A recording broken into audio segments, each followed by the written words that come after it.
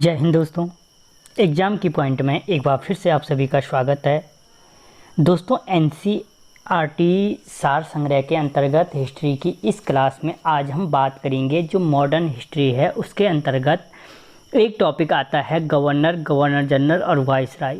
दोस्तों उनके द्वारा जो भी कार्य किए गए उनसे संबंधित जो क्वेश्चन बन सकते हैं उनको इस वीडियो में लिया गया है और आप लोग जानते हो कि यहाँ से एग्ज़ाम में कोई ना कोई क्वेश्चन ज़रूर बनता है।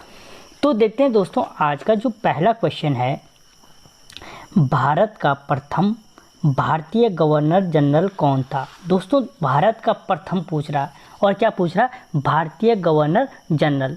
तो भारतीय गवर्नर जनरल कौन था भारत का प्रथम, सी राजगोपालाचार्य थे। ठीक है, लेकिन दोस्तों एक चीज़ याद रखना, अगर पूछा जाए कि स्वतंत्र भारत का प्रथम गवर्नर जनरल कौन था तो क्या था कि जो स्वतंत्र भारत के प्रथम गवर्नर जनरल थे वो कौन थे, लॉर्ड माउंटबेटन। लॉर्ड माउंटबेटन स्वतंत्र भारत के प्रथम गवर्नर जनरल थे, जबकि राजगोपालाचारी क्या थे, द्वितीय गवर्नर जनरल थे, लेकिन प्रथम भारतीय गवर्नर जनरल थे। ठीक है, अब यहाँ से दोस्तों लगभग 5-6 क्वेश्चन याद आते हैं। एक चीज़ अगर याद रखो, अगर तुमसे क्वेश्चन पूछा जाता है कि बंगाल का प्रथम गवर्नर कौन था तो दोस्तों रॉबर्ट क्लाइव का नाम आता है। किसका, रॉबर्ट क्लाइव। ठीक है, बंगाल का अंतिम गवर्नर कौन था पूछा जाए तो दोस्तों हेस्टिंग, वॉरेन हेस्टिंग्स। ठीक है, वॉरेन हेस्टिंग बंगाल का अंतिम गवर्नर था। अगर पूछा जाए कि बंगाल का प्रथम गवर्नर जनरल कौन था तब भी नाम आता है किसका, वॉरेन हेस्टिंग का। अगर पूछा जाए दोस्तों बंगाल का अंतिम गवर्नर जनरल कौन था तो वो था विलियम बेंटिंग। भारत का प्रथम गवर्नर जनरल कौन था, वो भी विलियम बेंटिंग। भारत का अंतिम गवर्नर जनरल कौन था, लॉर्ड कैनिंग। भारत का प्रथम वायसराय कौन था, लॉर्ड कैनिंग। भारत का अंतिम वायसराय कौन था, लॉर्ड माउंटबेटन। स्वतंत्र भारत का प्रथम गवर्नर जनरल कौन था, अभी बताया मैंने आपको, लॉर्ड माउंटबेटन। तो लगभग ये 7-8 क्वेश्चन हैं। नाम याद रखने आपने सिर्फ रॉबर्ट क्लाइव का, हेस्टिंग का, बेंटिंग का और कैनिंग का, माउंटबेटन का। ठीक है, अगला क्वेश्चन, बंगाल का प्रथम गवर्नर जनरल कौन था। दोस्तों जो बंगाल का प्रथम गवर्नर जनरल था अभी बताया मैंने किसको, वॉरेन हेस्टिंग था। ठीक है, और रेगुलेटिंग एक्ट 1773 में क्या हुआ था, इसी वॉरेन हेस्टिंग के टाइम पे आया था और इसी के द्वारा इसको नियुक्त किया गया था। ठीक है, और जो 1773 था या बंगाल में जो द्वैत शासन जो रॉबर्ट क्लाइव ने शुरू किया था, अगर पूछा जाए बंगाल में द्वैत शासन का अंत किसने किया तो दोस्तों वो भी कौन था, वॉरेन हेस्टिंग था। ठीक है, अगला क्वेश्चन, सबसे अधिक समय तक भारत का वायसराय कौन रहा या कौन था। तो दोस्तों जो सबसे अधिक समय तक भारत का वायसराय रहा वो था लॉर्ड कर्जन। कौन था, लॉर्ड कर्जन था। और इसका कार्यकाल की अगर हम बात करें तो 1899 से 1905 इसका कार्यकाल था। ठीक है, अगर देखा जाए, अगर कभी क्वेश्चन पूछा जाए आप लोगों से कि भारत का सबसे अलोकप्रिय वायसराय कौन रहा तो वो भी लॉर्ड कर्जन था, भारत का सबसे अलोकप्रिय वायसराय। और क्यों अलोकप्रिय था, इसका कारण था कि इसके कार्यकाल में जो 1905 का टाइम पीरियड है मोस्ट इंपॉर्टेंट था, क्योंकि एक तो इसके टाइम पे क्या हुआ था, बंगाल का विभाजन हुआ था। अगर पूछा जाए कि बंगाल का विभाजन किसके कार्य में हुआ तो लॉर्ड कर्जन के कार्यकाल में हुआ था। ठीक है, लेकिन इसके साथ ही कर्जन ने सिंचाई आयोग, पुलिस आयोग का गठन किया था। अगर पूछा जाए कि पुलिस आयोग का गठन किस वायसराय के कार्यकाल में हुआ था तो वो भी लॉर्ड कर्जन के कार्यकाल में हुआ था। ठीक है, रेलवे का सर्वाधिक विकास लॉर्ड कर्जन के कार्यकाल में हुआ। ठीक है,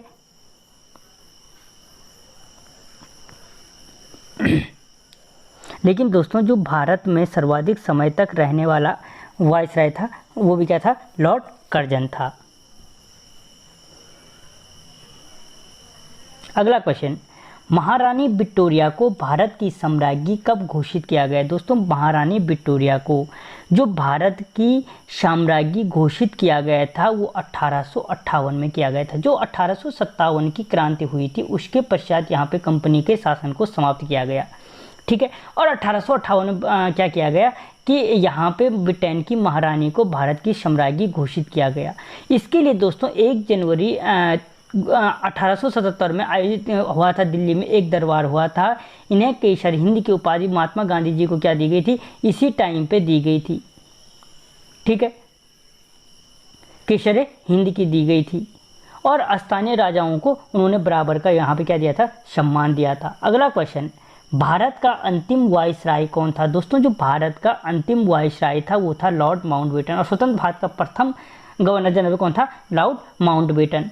दोस्तों यहाँ पे क्या हुआ कि एक चीज़ याद रखना, लॉर्ड माउंटबेटन के कार्यकाल में जो 1947 में ब्रिटिश संसद में क्या हुआ था, क्लीमेंट एटली द्वारा भारतीय स्वतंत्रता विधेयक प्रस्तुत किया गया। कई बार क्वेश्चन पूछा जाता है कि भारतीय स्वतंत्रता विधेयक किसके समय प्रस्तुत किया गया था, तो वो था क्लीमेंट एटली।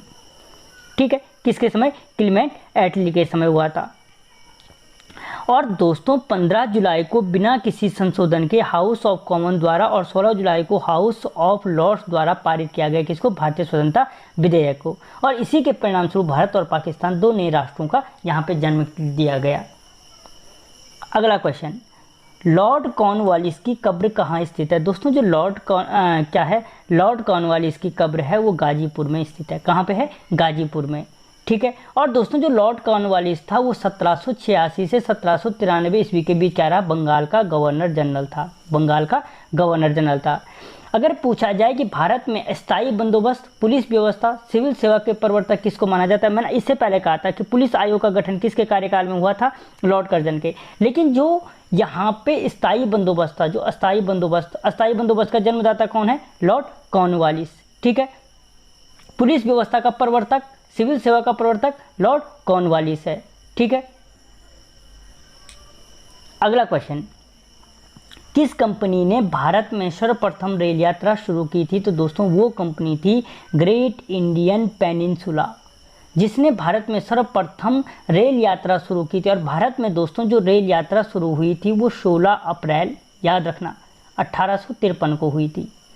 ठीक है, मुंबई से बोरीबंदर स्टेशन। कहाँ से कहाँ तक? मुंबई से बोरीबंदर स्टेशन, प्रेजेंट टाइम में जिसका नाम आधुनिक शिवाजी टर्मिनल है। ठीक है, बोरीबंदर, मुंबई के बोरीबंदर से कहाँ तक हुई थी? थाने तक। यानी मुंबई से थाने तक अगर नहीं आएगा तो बोरीबंदर से थाने के बीच ये रेल चलाई गई थी 1853 में। किस रेल द्वारा चलाई गई थी? अभी बोला मैंने, ग्रेट इंडियन पेनिनसुला के द्वारा चलाई गई थी। ठीक है, और किसके कार्यकाल में चलाई गई थी? लॉर्ड डलहौजी के कार्यकाल में। किसके कार्यकाल में? लॉर्ड डलहौजी के कार्यकाल में। और दोस्तों हड़प्पन की नीति के लिए प्रसिद्ध है कौन? लॉर्ड डलहौजी। रेलवे का विकास किया, विद्युत तार का विकास किया, डाक सुधार लाया, और चार्ल्स वुड डिस्पैच, उस शिक्षा को लागू करने वाला भी कौन था? डलहौजी था। ये मुख्य कार्य थे डलहौजी के। अगला क्वेश्चन, किस वाइसराय की हत्या अंडमान निकोबार में एक दंडित कैदी द्वारा की गई थी? तो दोस्तों वो वाइसराय था जिसकी हत्या दंडित कैदी द्वारा की गई थी, लॉर्ड मेयो। कौन था? Lord Mayo. और एकमात्र वाइसराय है जिसकी हत्या उसके कार्यकाल के दौरान एक अफगान ने की थी जिसका नाम था शेर अली। उसका नाम क्या था? शेर अली। और कब की थी? तो 1872 में की थी। कहाँ पे की थी? अंडमान निकोबार में की थी। दोस्तों इसके कार्यकाल में कृषि विभाग की स्थापना की गई थी। मोस्ट इंपॉर्टेंट क्वेश्चन है, कृषि विभाग की स्थापना किस वाइसराय के कार्यकाल में की गई थी? तो लॉर्ड मेयो के कार्यकाल में कृषि विभाग की स्थापना की गई थी 1872 में। अगर पूछा जाए कि भारत की प्रथम जनगणना की शुरुआत किसके कार्यकाल में हुई थी? वो भी लॉर्ड मेयो के कार्यकाल में हुई थी। और वो कब हुई थी? तो प्रथम 1872 में। ठीक है, 1872 में लॉर्ड मेयो के कार्यकाल में दो चीज़ें, कृषि विभाग की स्थापना, प्रथम जनगणना हुई थी, और इसकी हत्या एक कैदी द्वारा की गई थी। अगला क्वेश्चन, आंग्ल नेपाल युद्ध किसके समय हुआ था? दोस्तों जो देखो प्रत्येक क्वेश्चन के साथ 3-4 क्वेश्चन हैं। आंग्ल नेपाल युद्ध किसके समय हुआ था? तो दोस्तों जो आंग्ल नेपाल युद्ध हुआ था वो लॉर्ड हेस्टिंग के टाइम पे हुआ था। किसके टाइम पे? लॉर्ड हेस्टिंग के टाइम पे। और जो आंग्ल नेपाल युद्ध हुआ था कब हुआ था? तो 1814 से 16 के बीच हुआ था। अगर डेट पूछे तो 1814 से 16 के बीच हुआ था, लॉर्ड हेस्टिंग के कार्यकाल में हुआ था। और अगर पूछा जाए कि आंग्ल नेपाल युद्ध के पश्चात कौन सी संधि हुई थी? तो दोस्तों संगोली की संधि हुई थी। कौन सी?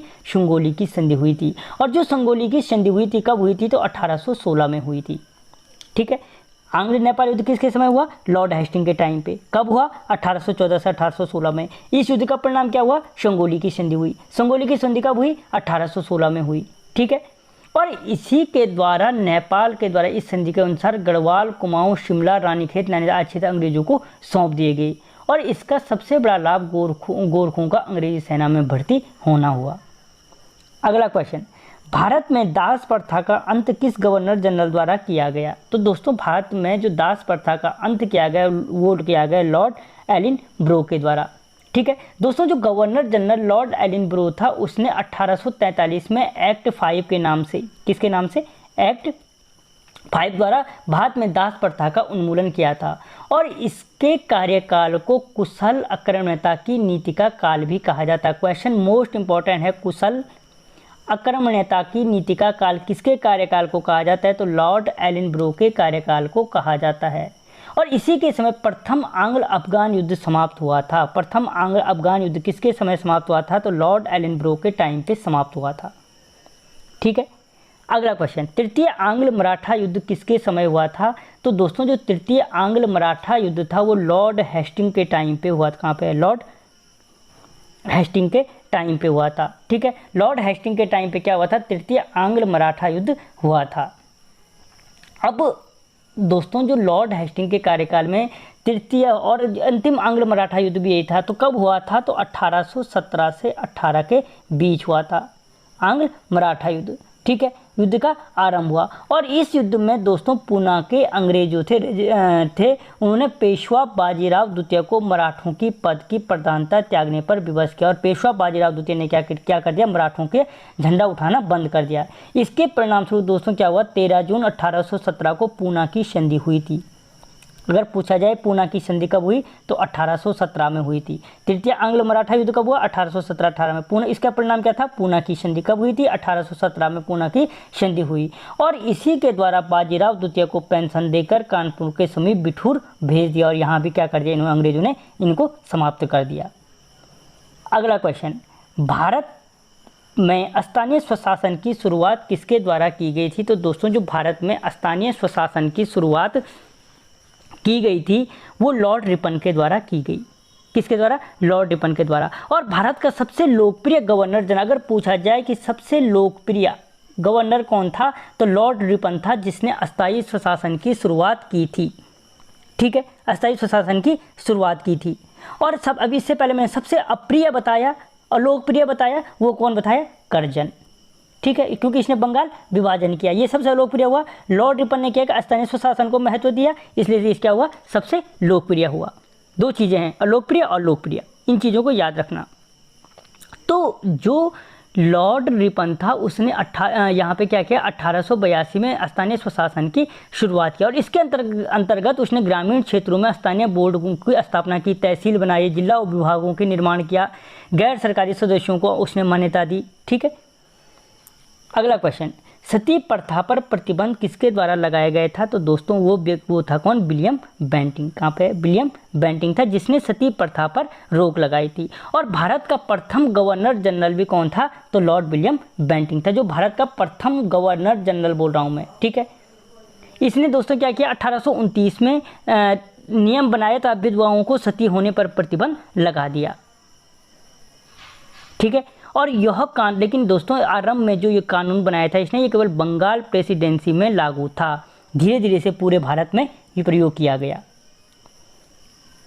अगला क्वेश्चन, ब्रिटिश भारत की राजधानी कलकत्ता से दिल्ली स्थानांतरित किसके शासनकाल में हुई? तो दोस्तों जो भारत की पहली राजधानी थी वो कहाँ थी? कलकत्ता में। और किसके कार्यकाल में उसे दिल्ली लाया गया? तो दोस्तों वो था लॉर्ड हार्डिंग। कहाँ पे? Lord Hardinge. तो दोस्तों जो लॉर्ड हार्डिंग का कार्यकाल था 1910 में वो भारत का वायसराय बना था। हार्डिंग के समय दोस्तों याद रखना 1911 में जॉर्ज पंचम भारत आया। अगर पूछा जाए कि जॉर्ज पंचम किसके कार्यकाल में भारत आया था तो लॉर्ड हार्डिंग के कार्यकाल में आया था। कब आया था? तो 1911 में आया था। ठीक है, इसी के आयोजन में दिल्ली दरबार में एक आयोजन किया गया और इसी आयोजन के दौरान भारत की राजधानी जॉर्ज पंचम ने क्या कहा कि कलकत्ता से दिल्ली को स्थानांतरित करने की घोषणा की। और बंगाल, अगर एक क्वेश्चन मोस्ट इंपॉर्टेंट पूछा जाता है, मैंने कहा था इससे पहले कि बंगाल का विभाजन 1905 में हुआ था। किसके? जो लोकप्रिय वायसराय था कौन था? लॉर्ड कर्जन के टाइम पे हुआ था। बंगाल का विभाजन रद्द कब हुआ? ठीक है, कई बार ये क्वेश्चन पूछा गया है कि बंगाल का विभाजन रद्द कब हुआ? तो जब जॉर्ज पंचम भारत आया था, जो 1911 में दिल्ली में उसका दरबार सजा था, जिस दरबार से उसने घोषणा की थी कि भारत की राजधानी कलकत्ता से दिल्ली स्थानांतरित की जाएगी, वहीं पे उसने क्या किया था? बंगाल विभाजन को रद्द कर दिया था। तो यानी 1911 में क्या हुआ था, बंगाल विभाजन रद्द हुआ था। ठीक है, अगला क्वेश्चन, प्राचीन स्मारक संरक्षण अधिनियम किसके शासनकाल में पारित हुआ? तो दोस्तों प्राचीन स्मारक संरक्षण जो अधिनियम था वो जो पारित हुआ था तो किसके, लॉर्ड कर्जन के कार्यकाल में ही वो पारित हुआ था। इससे पहले मैंने आपको बता रखा है कर्जन के बारे में कि इसने वर्ष 1899 क्या किया, सर एंटोनी मैकडोनाल्ड की अध्यक्षता में एक अकाल आयोग, क्वेश्चन कई बार पूछा गया है, अकाल आयोग का गठन कब किस वायसराय के टाइम पे, लॉर्ड कर्जन के टाइम पे, कब, 1899 में गठित किया गया। ठीक है, सिंचाई आयोग मैंने आपसे बता दिया था, पुलिस आयोग का गठन इसके कार्यकाल में बता दिया था, लेकिन इसकी सबसे बड़ी जो देन थी 1905 में बंगाल का विभाजन, लेकिन जो रद्द हुआ 1911 में, किसके कार्यकाल में हुआ, तो लॉर्ड हार्डिंग के कार्यकाल में हुआ था। तो दोस्तों ऑफिशियल 15 थे, लगभग हम इसमें 30 से अधिक क्वेश्चन, 30 क्या 40-50 क्वेश्चनों को देख चुके हैं। अगर जिसने ध्यान से सुना, आपको वीडियो कैसा लगा मुझे कमेंट बॉक्स में जरूर बताना। मिलता हूँ अगले वीडियो में, तब तक जय हिंद।